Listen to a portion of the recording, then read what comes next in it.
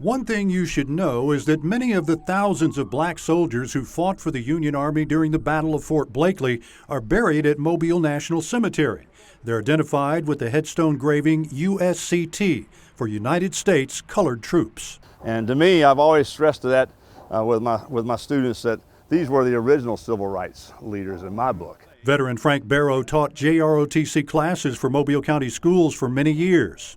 The infantry soldiers had United States Colored Infantry, but they're all scattered through here, and I think it's so important that we pay them honor for their sacrifice. Those classes always included trips to the cemetery and to historic Blakely State Park on the very grounds where the last major battle of the Civil War was fought. The park's interpretive ranger, Brian DeRoche, explains what the role of the black soldiers was. They were the lead element of the column that came from Pensacola to invest this area, and what they were doing was they were out in front of the main column, and they were doing a lot of the pioneering and engineering work out front of the column, laying out roads, pontooning over waterways for the wagon trains to come up.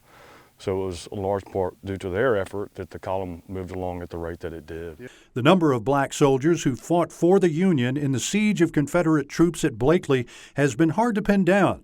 There were at least 4,000, but the number may have been as many as 6,000. There was a high number of desertions, coming to find out, and there's actually been some recent more or less discoveries through research by a local author writing his book about the Spanish Fort action.